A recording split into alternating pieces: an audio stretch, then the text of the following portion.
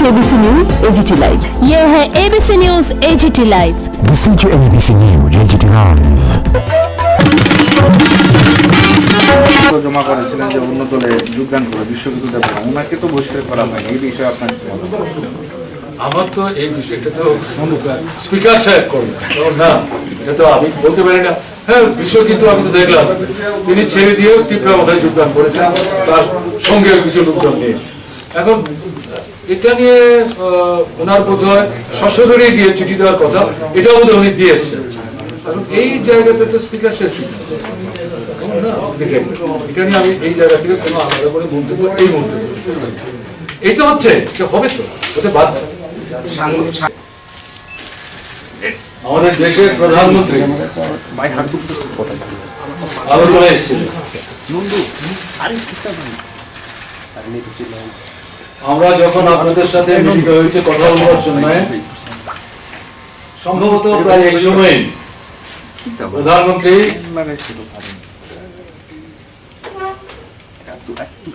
সরকারের আয়োজিত যে সভা বিবেকানন্দ ময়দান উপস্থিত হয়েছেন, তার কিছুক্ষণ পরে তিনি কথা বলেছেন। 22-24 মিনিট কথা বলেছেন। আমি তার বক্তৃতাটা শুনেছি। আমি কোন রকম ভূমিকায় না গিয়ে প্রধানমন্ত্রী মহাশয়ের দেওয়া যে ভাষণ শুরু যেভাবে করলেন, তার পরিপ্রেক্ষিতে আপনাদের সামনে দু চারটি কথা বলবো। আমার মনে হয়েছে এটা প্রাসঙ্গিক। শুরু করলেন কি দিয়ে? ডাবল ইঞ্জিনের সরকার আসার আগে নাকি ত্রিপুরায় উন্নয়নের ব্রেক কষা ছিল। দ্বিতীয় অভিযোগ হচ্ছে ভ্রষ্টাচারের গতি বাড়ছিল, প্রগতি হচ্ছিল ভ্রষ্টাচারে। এই দুটো হচ্ছে মূল বক্তব্য। এটা অনেকটা নগরের নির্বাচনের আগে বেআইনি ভাবে নির্বাচনী বিধি ভেঙে দিল্লি থেকে গ্রামীণ গৃহ প্রকল্পের যে টাকা তিনি ব্যাংকে ব্যাংকে দিলেন, সেখানেও 24 মিনিট বক্তৃতা করেছিলেন, সেটাও আমি শুনেছি। সেখানেও প্রায় একই সুরে কথা বলেছেন, কিন্তু সুনির্দিষ্ট কোনো অভিযোগ তিনি উপস্থিত করতে পারেননি, কালকেও পারলেন না। তবে উন্নয়নের ক্ষেত্রে ব্রেক কষা ছিল। আমি কি সবিনয়ে জিজ্ঞেস করতে পারি মাননীয় প্রধানমন্ত্রীকে আপনাদের মাধ্যমে, যে এয়ারপোর্টটি উদ্বোধন করবার জন্য প্রধানমন্ত্রী এসেছিলেন, এটা গড়ে তুলবার জন্য উদ্যোগ, লড়াই, সংগ্রাম কখন শুরু হয়েছিল, কাজের সময় শুরু হয়েছিল, কারা এটাকে মাটিতে নামায় আনার ক্ষেত্রে সাফল্য অর্জন করেছিলেন? পূর্বতনের সরকার। শুরু হয়েছিল কি দিয়ে? শুরু হয়েছিল কলকাতা থেকে ত্রিপুরাতে ফ্লাইট আসা যাওয়া করতে। দিল্লি তো প্রশ্নই ছিল না। বামফ্রন্ট সরকার যখন, সংখ্যা খুব কম, সকালে গেলে সন্ধ্যার সময় যেতে হতো না, এ দিয়ে শুরু হয়েছিল। বাজপেয়ী সাহেব তখন প্রধানমন্ত্রী। এটার পরিবর্তন হয়, চাপ দিয়ে কিন্তু আদায় হয়। তারপরে দিল্লি থেকে আগরতলা, আগরতলা থেকে দিল্লি কেন ফ্লাইট পাওয়া যাবে না, সেটাও চালু হয়। যদিও সরাসরি না, দিল্লি থেকে কলকাতা, কলকাতা হয়ে আগরতলা, আগরতলা থেকে কলকাতা হয়ে দিল্লি, আবার দিল্লি হয়ে আগরতলা, আগরতলা থেকে গুয়াহাটি হয়ে দিল্লি শুরু হয়েছিল। এটা টিনের ছাউনিতে এয়ারপোর্ট চলছিল।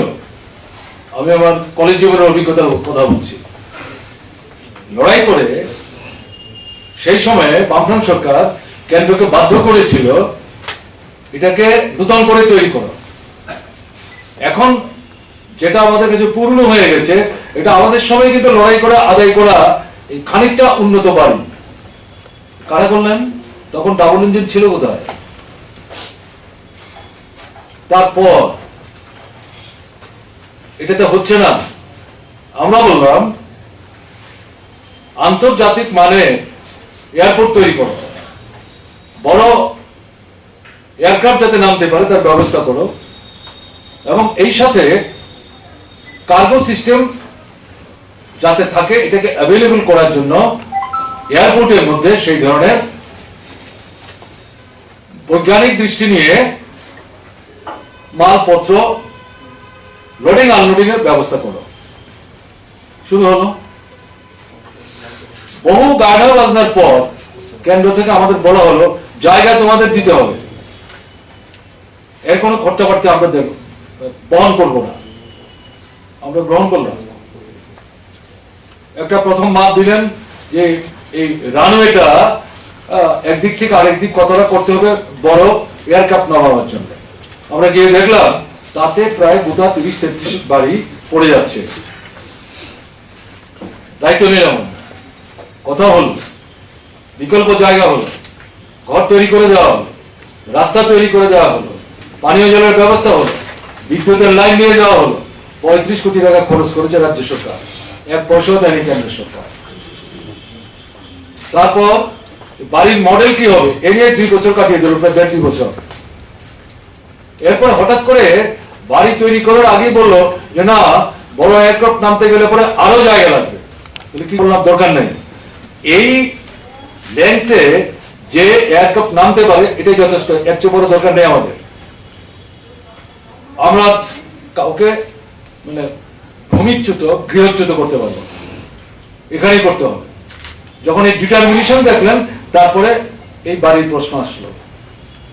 মডেল আমরা বললাম ঠিক আছে, শুরু করলাম, দেরি হচ্ছে, আবার চাপ। ত্রিপুরার মানুষ সরকার মিলে কেন্দ্রের উপর চাপ সৃষ্টি করার পর এটা ফাইনাল হলো, টেন্ডার হলো এবং কাজ শুরু হলো বামফ্রন্ট সরকার থাকার সময়। তখন 1 বছর বামফ্রন্ট সরকার কাজ করছিল। এখানে এসে বলে দিলেন যে উন্নয়নের কাজে ব্রেক কষা ছিল। এই ইতিহাসটা জানা আছে কি প্রধানমন্ত্রী? কে তাকে তথ্য দিয়েছেন? অথবা জেনেই এটাকে চেপে যাচ্ছেন, ভাবছেন যা খুশি বলে যাবেন আর মানুষটা গ্রহণ করবেন, ভাবেনটা কি নিজেকে? তারপর রেলের প্রশ্ন আসলো। রেল আপনারা কি করেছেন? কিচ্ছু করেননি। আমরা যখন কলেজে পড়ি তখন থেকে রেলের আন্দোলন ত্রিপুরা। দশরথ দেব বীরেন দত্ত যখন এমপি হয়ে দিল্লিতে যান, জওহরলাল নেহরু প্রধানমন্ত্রী, ত্রিপুরার কতগুলো গুরুত্বপূর্ণ প্রাসঙ্গিক বিষয়ের উপর দাবি তুলতে গিয়ে বলছিলেন দেশ ভাগ হয়েছে, ত্রিপুরা একটা প্রান্তিক রাজ্য, পাশে বাংলাদেশ, ওই দিক দিয়ে যাওয়ার কোনো সুযোগ নাই, রেল ওখানে পড়ে গেছে, ত্রিপুরায় রেল করতে হবে। গ্রহণ করেন, বিরোধিতা করেন। সেই রেল করার আন্দোলন প্রথম ছাত্ররা, যুবকরা হাতে নেন, তারপর গণতান্ত্রিক অংশের মানুষ অংশগ্রহণ করেন এবং প্রগতিশীল শক্তি, বামপন্থী শক্তি অংশগ্রহণ করেন। অন্যান্য রাজনৈতিক দল, নাম আমি এখন নাইবা বললাম, তারা এই আন্দোলনটাকে ধূর্ছাড় করেছে, বলবার চেষ্টা করেছে বামফ্রন্ট সরকার চাকরি দিতে পারছে না, তো কাজে রেলের কথা বলে যুবকদেরকে বিভ্রান্ত করার চেষ্টা করছে। অদ্ভুত কথা, রেল ছাড়া তো শিল্প হবে না, শিল্প না হলে চাকরি করতে হবে, ভুল কি আছে? কিন্তু আন্দোলনটা বিরোধিতা করেছে, শুধু বিরোধিতা না, যাতে দিল্লি সরকার ত্রিপুরায় রেল সম্প্রসারণের উদ্যোগ না নেয়, পলিটিক্যালি সেই সমস্ত শক্তিগুলো ত্রিপুরার বিরুদ্ধে শত্রুতা করার চেষ্টা করেছে। কিন্তু সমস্ত বেড়াজাল ভেঙে ত্রিপুরার লড়াকু মানুষ বামফ্রন্ট সরকারকে সাথে নিয়ে কেন্দ্রকে বাধ্য করেছে আগরতলা না সাবরুম পর্যন্ত রেল লাইন নিয়ে যেতে। আপনাদের জানার জন্য বলছি, নূতন সাংবাদিক বন্ধু অধিকাংশ থেকে আগরতলা আসার পথে সন্ত্রাসবাদীদের দৌড়াতে রেলের সার্ভে এবং লাইন পাতার কাজ সমস্যা হচ্ছিল। রাজ্য সরকার দায়িত্ব নিয়ে টিএসআর বসিয়ে কেন্দ্র থেকে কোনো পয়সা না নিয়ে খরচ নিজেরা বহন করে নিরাপত্তা দিয়ে এই রেল লাইন বসানোর কাজে সাহায্য করেছে। রেলের নেতৃত্ব করেছে। এরকম ঘটনা ভারতবর্ষের কোন রাজ্যে নাই। এটা ব্রেক কষার সরকার।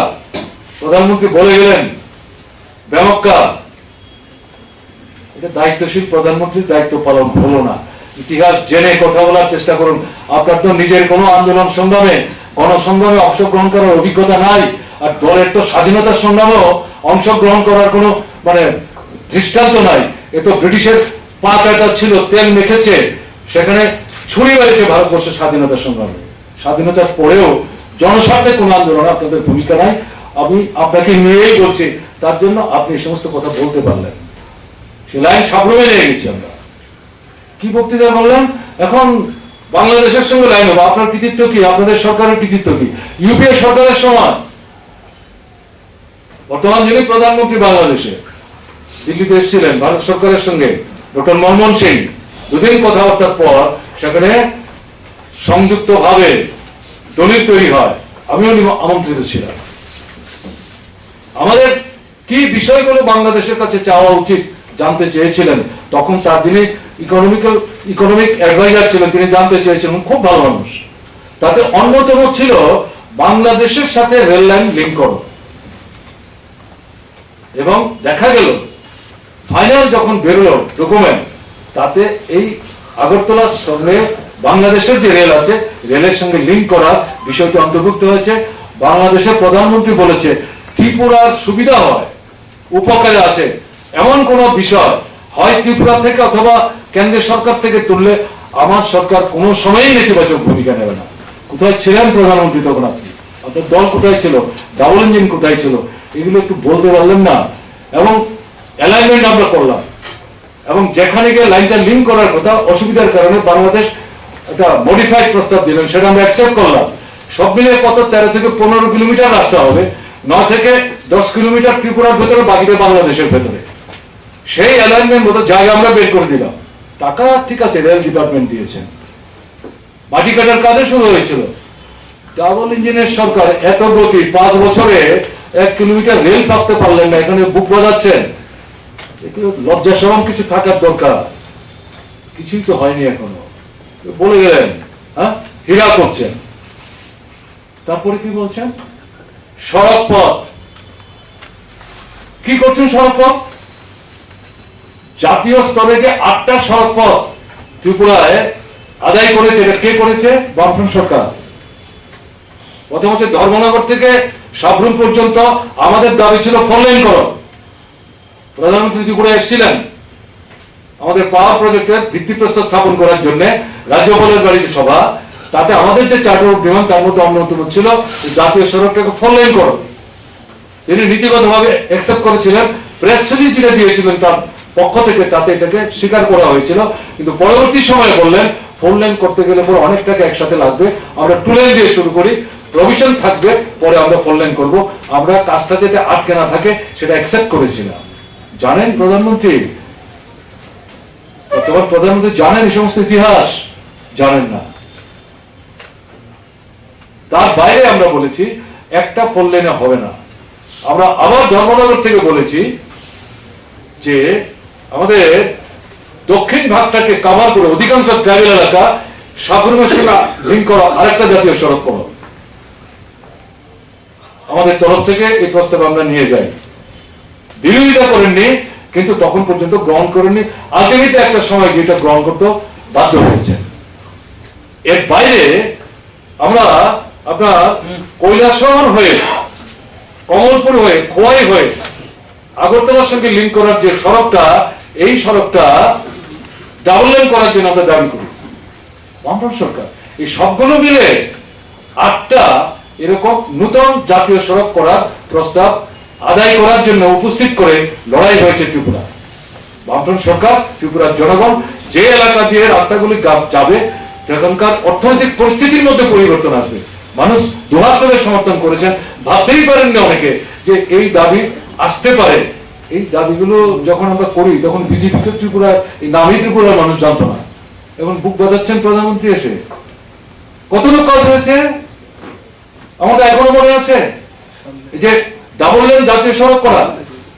তখন আপনার ফার্নান্ডেস, কর্ণাটকের মানুষ, কংগ্রেস দলের নেতা, তখন মন্ত্রিসভার পূর্ত দপ্তর নতুন ভাবে দায়িত্বপ্রাপ্ত মন্ত্রী, আপনার চন্দ্রপুর থেকে সাবরুম পর্যন্ত লাইনটা নিয়ে যাওয়ার জন্য ডাবল লেনে ভিত্তিপ্রস্তর স্থাপন করার জন্য তিনি এসেছিলেন। কোথায় ছিলেন তখন আপনারা? এগুলো উল্লেখ করেন না। কি ব্যাপার? আপনাদেরও হয়তো অনেকে নাও জানা থাকতে পারে, নতুন আপনারা, আমি তো আপনাদের দায়ী করতে পারবো না ভাই, জানার জন্য বলছি। আর আমাদের ত্রিপুরার যারা নতুন প্রজন্ম, নতুন নতুন ছেলে মেয়ে, তাদেরকে ইতিহাস জানতেই সাহায্য করছে না। তাই আমার মনে হয়েছে এগুলো বলা দরকার। তো আমরা জিজ্ঞেস করছি, তারপর এই যে রাস্তাগুলো আমার এখনো মনে আছে, আগরতলা থেকে আপনার উদয়পুর, মাদারবাড়ি পর্যন্ত এটা আমরা দাবি করেছিলাম, ঠিক আছে 4 লেন হবে না, সবটা পরে হবে, কিন্তু এই রাস্তাটা খুব গুরুত্বপূর্ণ, কারণ ত্রিপুরা সুন্দরী মন্দির এটা আমাদের জাতীয় স্তরের একটা অন্যতম ধর্মীয় পীঠস্থান, এবং এটা মানে ধর্মের সাথে যুক্ত। আপনার এই যে যারা ভ্রমণ টমনে বেরোন, এই সমস্ত জায়গা দেখতে যান, এখানে প্রচুর মানুষ আসে, এবং বছরে একটা দুটার সময় বড় বড় উৎসব হয়, প্রচুর গাড়ি ঘোড়া আসা যাওয়া করে। এদিক থেকে জেলা হেডকোয়ার্টার ত্রিপুরা সুন্দরী মন্দির গুরুত্বপূর্ণ বলে অন্তত এই জায়গাটা 4 লেন করুন। তখন এই সরকারের যিনি পূর্ত দপ্তরের মন্ত্রী, তিনি মহারাষ্ট্রের মানুষ, তিনি ভিত্তিপ্রস্তর স্থাপন করেছেন। এটা আমরা আমতলিতে স্কুলের মাঠে যেখানে ক্রিকেট খেলা হয়, টেম্পোরারি আপনার ইয়ে করে মানে গ্যালারি করে, এটা আমাদের সরকারের সময় তৈরি হয়েছে, এবং এত মানুষ দেখে তিনি বিস্মিত। একটা রাস্তার ভিত্তিপ্রস্তর স্থাপন হবে তো হাজার হাজার মানুষ, কি ব্যাপার, এটাই চাহিদা, হয় না তো কিছু। আমাদের যখন বলতে বলা হলো, তখন আমি বাকি যে 6টা রাস্তার কথা বললাম, এগুলি কবে হবে? আপনারা সরকারে আসছেন, আপনার যে রাজ্য থেকে আপনি প্রতিনিধিত্ব করে উত্তর দপ্তরের মন্ত্রিত্ব করছেন, বা আপনাদের মন্ত্রিসভা যারা আছেন, তাদের রাজ্যগুলিতে 7টা 8টা 10টা করে জাতীয় সড়ক আছে। আমাদের এখানে কোনো একটা মাত্র জাতীয় সড়ক থাকবে কেন? আরো 2টা জাতীয় সড়ক হবে না কেন? এই ছোট্ট ছোট্ট জায়গাগুলিকে জাতীয় সড়কের সঙ্গে লিঙ্ক করা হবে না? উনি সমস্ত বক্তব্য শোনার পর মাঠ থেকে যখন মানুষ দুভাগ তুলে এই বক্তব্যকে সমর্থন করছেন, তখন তার যখন বলার পালা, তিনি দাঁড়িয়ে হাতজোড় করে বললেন, যে যে বিষয়গুলি মুখ্যমন্ত্রী তুললেন সমস্ত দাবি আমি গ্রহণ করলাম, আমাদের সরকার এগুলি কার্যকরী করব। মাঠের মানুষ হাততালি তাকে দিয়ে অভিনন্দন জানালেন। আমি উঠে গিয়ে তার সাথে হ্যান্ডশেক করে তাকে ধন্যবাদ জানিয়ে বলেছিলাম, আমরা দেখতে চাইব কত দ্রুত এগুলি কার্যকরী করার জন্য আপনার দপ্তর থেকে টাকা আসে। প্রধানমন্ত্রী জানেন তো এগুলো কাদের কৃতিত্ব এটা, কিন্তু আপনারা করছেন ঠিক এই সময়ের মধ্যে কটা রাস্তা পূরণ করেছেন, সম্পূর্ণ করেছেন? একটাও না, একটাও না। 5 বছর হয়ে গেল তো ডাবল ইঞ্জিনের সরকার। আমরা যদি ব্রেক কষে থাকি, এই ইঞ্জিন তো এই সময়ের মধ্যে অনেক কিছু গতি বাড়ানোর কথা ছিল, কোথায় গতি? এ তো আপনার পাঞ্চার হয়ে মুখ থুবড়ে পড়ে আছে আপনার ডাবল ইঞ্জিনের গাড়ি। কি বলছেন আপনি এই সমস্ত কথাবার্তা? কাদেরকে এই সমস্ত কথাবার্তা বলে বিভ্রান্ত করার চেষ্টা করছেন? তারপর আশিস দাস দল ত্যাগ করেছেন, তিনি নতুন দলে যোগ দিয়েছেন। আইন অনুযায়ী যদি ব্যাপারটা ঠিক না হয়, এটা স্পিকারের ব্যাপার। এখন এটা নিয়ে তো আলাদা করে কি বলবে? এই তো তিনি হয়তো গেছেন, কেমন এরকম অনেকেই ভিতরে অপেক্ষা করছেন, হয়তো বা, কারণ এখানে তো সারা দেশে যেমন একজন কথা বলেন বা সঙ্গে আরেকজন আছেন, তিনি এখন আর সুস্থ না। এক জায়গায় তো ব্যাপার মন্তব্য করে দিলেন একজন রাজ্যপাল, কি বলেছেন দেখেছেন পত্রিকায়, আমার মুখ দিয়ে আমি নাই বা বললাম। এই ত্রিপুরাতে তো এই চলছে। কাজে দিন যত কমছে, বিশ্বাস হারাচ্ছেন। শিল্প বলছেন তো প্রধানমন্ত্রী, ত্রিপুরায় কি শিল্প হয়েছে এই ডাবল ইঞ্জিনের সময়? একটা নতুন শিল্প, একটা শিল্প হয়েছে সাকসেসফুল। সেটা কি? ভোট জ্বালিয়ে ভোট ডাকাতি। এর জন্য ক্রেডিট দিতে পারেন। সারা দেশে মুখে কালি লেগেছে, আরো পাল যাবে, মানুষ ছেড়ে দেবে। Thank you. আরেকটা বিষয়, আপনি যখন বললেন যে ঘর নেই, কালকে প্রধানমন্ত্রী বলার সময় বললেন যে আপনারা সরকার থাকাকালীন এরকম সিস্টেম জারি করেছে, যাদের টিনের ছাউনি আছে তারা ঘর পাবেন না। বর্তমান মুখ্যমন্ত্রী বিপ্লব কুমার দেব যখন গেলেন, সেখানে তথ্য প্রবন্ধে দেখালেন যে যারা এই আপনি শুনলেন কি বললাম, ব্যাখ্যা করে বললাম তো, কেন্দ্রীয় সরকারের নীতি বিরোধিতা করেছি আমরা। ভারতবর্ষের বিভিন্ন রাজ্য থেকে বলেছেন, শুনতে হবে তো, কেমন না শুনতে হবে তো। এটা যে কয়েকজন মন্ত্রীর নাম উল্লেখ করেছেন, শিক্ষামন্ত্রীর নাম উল্লেখ করেছেন, সম্ভবত বিদ্যাজ্যোতি প্রকল্পের কথা মাথায় রেখে এই যে কাণ্ড চলছে ত্রিপুরায়, শিক্ষা নিয়ে ছেড়ে দেওয়া হচ্ছে, সকালে একটা, দুপুরে একটা, সন্ধ্যায় একটা, এগুলো খবর রাখেন আপনি? বলে কেউ আপনাকে? রাখলেও কিন্তু বলবার সাহস আপনার নাই, আপনিও সাহস হারিয়ে ফেলেছেন। বিদ্যাজ্যোতির নামে কি হচ্ছে? Model school. সবগুলো স্কুল কেন মডেল হবে না? ট্রাইবেল এলাকার স্কুল, তফসিল এলাকার স্কুল, সংখ্যালঘু এলাকার স্কুল, গরিবের সন্তান সন্ততি, তাদের স্কুলগুলি কেন মডেল হবে না? নগর স্কুল, তাও বাছাই করা, যেগুলিতে ইচ্ছা করলে এখনই কলেজ চালানো যায়। যে কলেজ আছে এগুলি চালানোর মতো লোক নাই, প্রিন্সিপাল নাই, অধ্যাপক নাই, এগুলিকে মডেল বানাচ্ছেন। বলছেন গান বাজনা, লেখাপড়া, সিনেমা, নাটক, ছবি আঁকা, হ্যাঁ, খেলাধুলা, সমস্ত শিক্ষকরা কি দেবেন? গল্প শোনাচ্ছেন না? ভারতবর্ষে আপনার এই জাতীয় শিক্ষানীতির বিরুদ্ধে প্রহর গুনছে, আগুন জ্বলবে, ইতিহাস নূতন করে লিখছেন আপনারা, ইতিহাস ভুলিয়ে দিচ্ছেন, মাইথোলজিকে দেশের ইতিহাসগুলো উপস্থিত করছেন, বিজ্ঞান চিন্তা থেকে আমাদের ছেলে মেয়েদেরকে বিপদগামী করছেন, যুক্তির তর্ক ভিত্তিতে সত্যের উপর যে নির্ভরশীল হওয়া, এখান থেকে আমাদের ছেলে মেয়েদের বিপদগামী করার চেষ্টা করছেন। আপনি রেহাই পাবেন মনে করছেন? আপনার সরকার রেহাই পাবে মনে করছেন? পাবেন না। এই সমস্ত বলে ত্রিপুরার মানুষকে গত নির্বাচনে বিভ্রান্ত করেছেন। ভবিষ্যৎ দিনে পারবেন যদি মনে করেন, ভুল করবেন। কাজেই আপনার বক্তব্যের জবাব এখানে রাখলাম, সাহস থাকলে আবার বলবেন। এই কয়েকটি কথা আপনাদের মাধ্যমে প্রধানমন্ত্রীর দৃষ্টি আকর্ষণ করলাম এবং ত্রিপুরার মানুষের দৃষ্টি আকর্ষণ করলাম। আপনারা আসলেন, আপনাদের ধন্যবাদ জানাচ্ছি। নমস্কার। ভ্রষ্টাচার গতি পেয়েছে, নিজের দুর্বলতা এবং চামড়া বাঁচাবার জন্য এই সমস্ত কথা বলছেন। গত বিধানসভা নির্বাচনের আগে আপনি 3টা জায়গায় মিটিং করেছেন, সারা রাজ্য থেকে লোক জমিয়েছে, কোথাও তো এই সমস্ত কথা তুলেননি। আপনাদের সরকারের তরফ থেকে জাতীয় ভিত্তিতে কেন্দ্রীয় সরকারের প্রকল্প রূপায়ণ করতে গিয়ে যে পুরস্কার আপনারা দিয়েছেন, বামফ্রন্ট সরকার কতগুলো পুরস্কার প্রতি বছর বছর জয় করত, আপনার হাত দিয়ে, আপনার মন্ত্রিসভার সদস্যদের দিয়ে ত্রিপুরার অফিসাররা কোনো কোনো সময় আমাদের কোনো কোনো মন্ত্রীকে এই পুরস্কার কিন্তু নিয়ে এসছে। তার হিসেব আছে, আপনার অফিসও আছে, ত্রিপুরা সরকারের দলিল দস্তাবেজ খুঁজলেও কিন্তু পাওয়া যাবে। ওই তখন তো এই সমস্ত কথা উঠেনি, এখন এই সমস্ত কথা বলছেন, আর কিছু বলবার সুযোগ পাচ্ছেন না। কি বলছেন এই সমস্ত কথা? তথ্য আছে, প্রমাণ আছে, প্রমাণ করুন। যদি পাওয়া যায়, যারা দোষী সাব্যস্ত হবে ব্যবস্থা নেবেন। আপত্তি তো কেউ করছে না, বলবার সাহস তো নেই। আপনার সরকার, দিল্লির সরকার দুর্নীতিতে হাবুডুবু খাচ্ছে। ইউপিএ সরকারের সময় যুদ্ধের বিমান কিনবার জন্য যে শর্তে, যে দামে এই বিমান কিনবার সিদ্ধান্ত করেছিল, আপনি সেখানে গিয়ে সেটা উলট পালট করে দিলেন। সারা পৃথিবীতে দেখা গেল কি এ নিয়ে রাও উঠেছে। ভ্রষ্টাচার সরকার কাকে বলছে? পৃথিবীর দেশে দেশে ডুবে আছেন তো আপনার কেন্দ্রের সরকারটা। ভ্রষ্টাচার এবং কেন্দ্রের বিজেপি সরকার সমর্থক হয়ে গেছে। রাজ্যের যে আপনাদের যে সরকার, ত্রিপুরায় আমি পেছনে যাব না। 7 দিন আগে টিএসআর এর জোয়ান নেওয়ার জন্য 3 বছর আগে ইন্টারভিউ হয়েছে বাইরের এজেন্সি এনে, তখনই আমরা প্রতিবাদ করেছি, তালিকা বেরিয়েছে। আপনাদের অফিস গিয়ে কারা ভাঙছে? চোখের জল ফেলতে ফেলতে মিডিয়ার লোকরা যখন জিজ্ঞেস করছেন কাঁদছেন কেন, তখন কি বলছেন?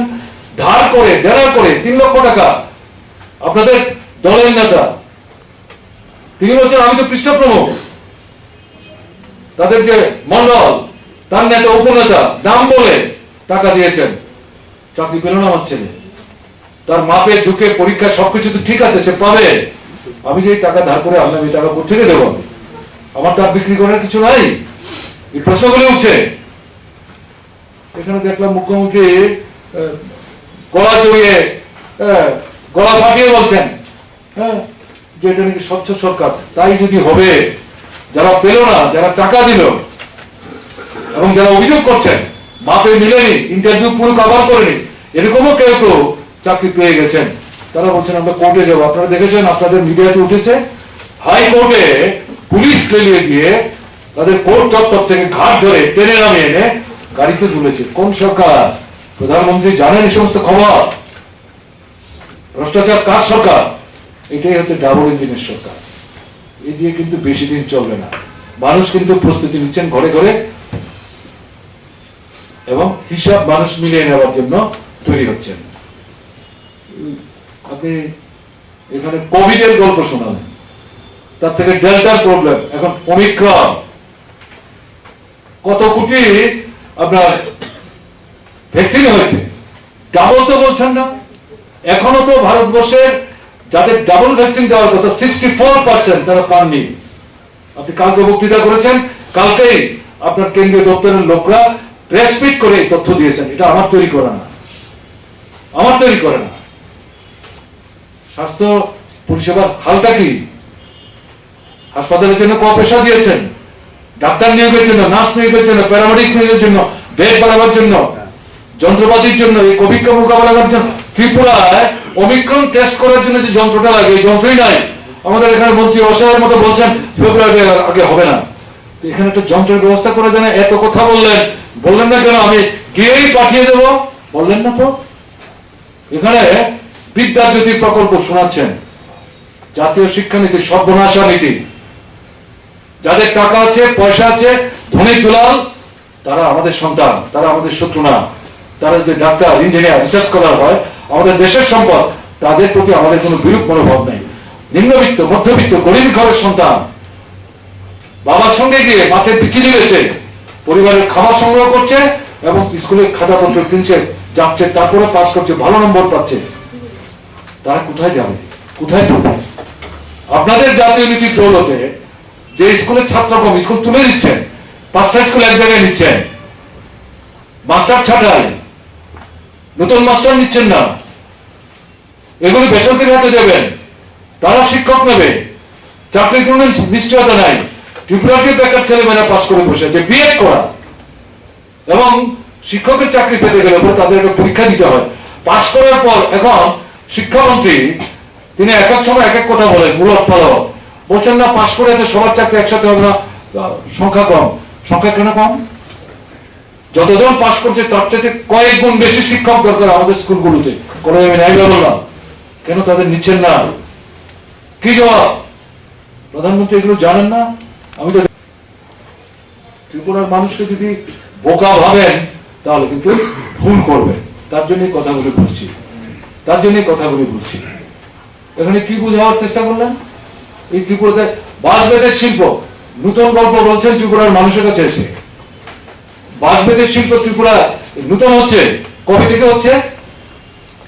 সারা ভারতবর্ষের বাজারে ত্রিপুরার বাঁশবেতকে ভিত্তি করে ঘরটা সাজাবার জন্য বা কারোর প্রয়োজনীয় সামগ্রী হিসাবে চেয়ার টেবিল থেকে আরম্ভ করে, দরজার নেট থেকে আরম্ভ করে সমস্ত জিনিস তৈরি করে বামফ্রন্ট সরকারের সময় কিন্তু এগুলো নিয়ে দেশের বিভিন্ন জায়গায় ছড়িয়ে দেওয়ার চেষ্টা হচ্ছে।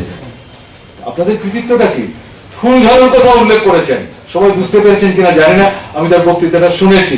ঝাড়ু ঝাড়ু ঝাড়ু বলছেন, নতুন নাকি? জঙ্গল থেকে এই ঝাড়ু কেটে এনে শুকিয়ে বিক্রি করে বামফ্রন্ট সরকার কোঅপারেটিভের মাধ্যমে তাদের থেকে ভালো দামে কিনে নিয়ে এই ঝাড়ু তৈরি করে এখান থেকে কোঅপারেটিভ বুদ্ধিতে ভারতবর্ষের বিভিন্ন বাজারে বিক্রি করেছে। তো আপনাদের নতুন কৃতিত্ব কি? এখন তো এগুলো কিনবার লোক নাই। যারা এগুলো আনছেন, তৈরি করছেন, তারা তো ন্যায্য দামও পাচ্ছেন না। খবর রাখেন তাদের। আনারসের গল্প শোনাচ্ছেন।